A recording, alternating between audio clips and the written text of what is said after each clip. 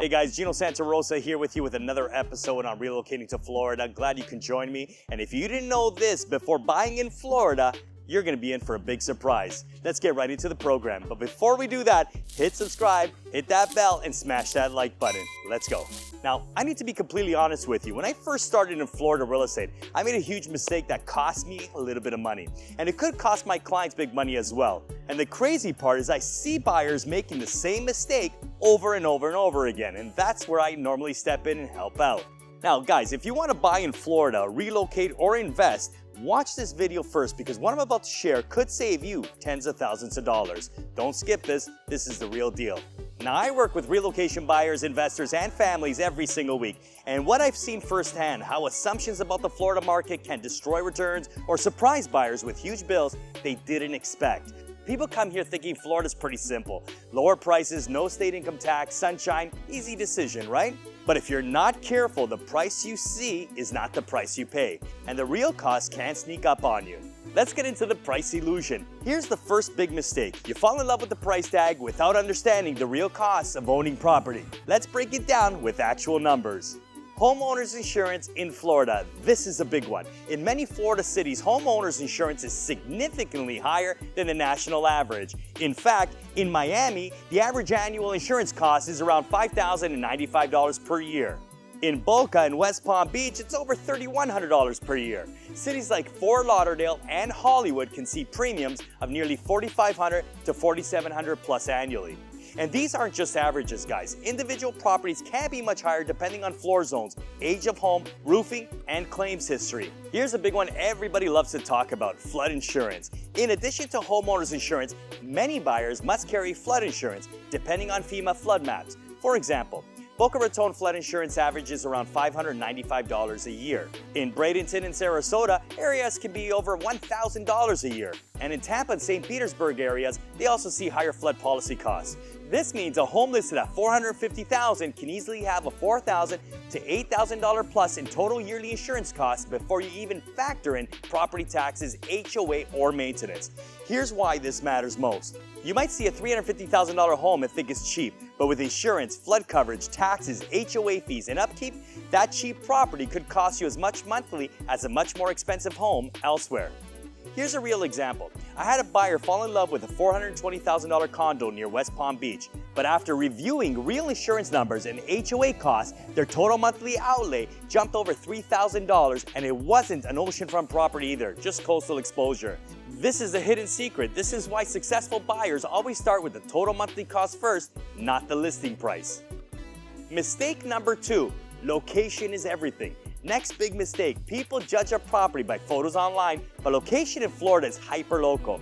2 homes can be 8 to 10 minutes apart, look almost identical, but one is inland with lower flood risk and cheaper insurance. The other is closer to the coast in a flood zone with high insurance and slower appreciation.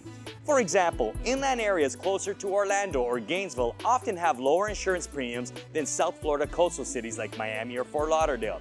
In places like Tampa and St. Petersburg, insurance can still be high because of hurricane risk, whereas inland pockets near Orlando see much more reasonable costs.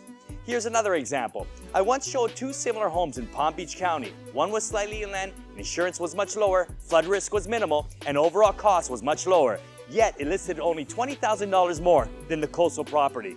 That inland home ended up being the smarter investment by tens of thousands of dollars. Most buyers don't realize the same city can contain micro markets with dramatically different financial profiles. Mistake number 3, emotional buying.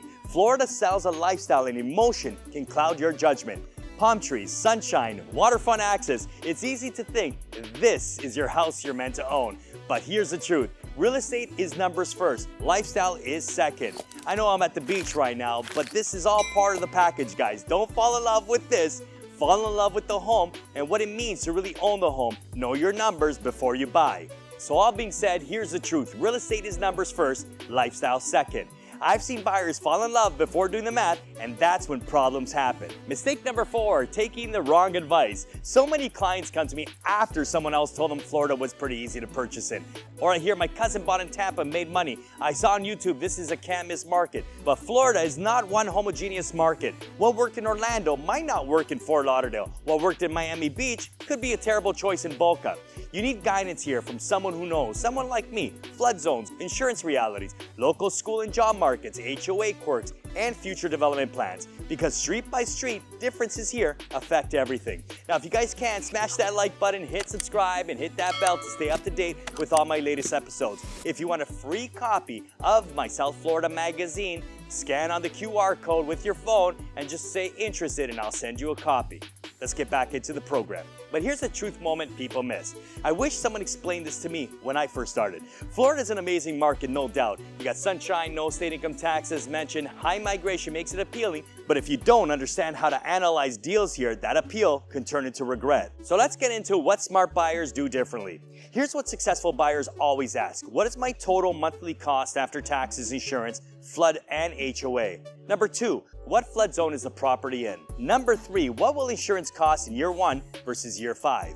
Number 4, are there upcoming developments that will affect demand? Number 5, is this neighborhood historically appreciating or stagnant? Number 6, can this property rent easily if needed later? Smart buyers don't chase the best deal, they chase the smart deal, and I'm here to help you find that deal. If this video helped you, comment Florida below. I read every single comment. Like and subscribe so you don't pay the hard way. I'm Gino Santarosa from North to South Realty. Thanks for watching, and if you can, click on the next video. See you next time.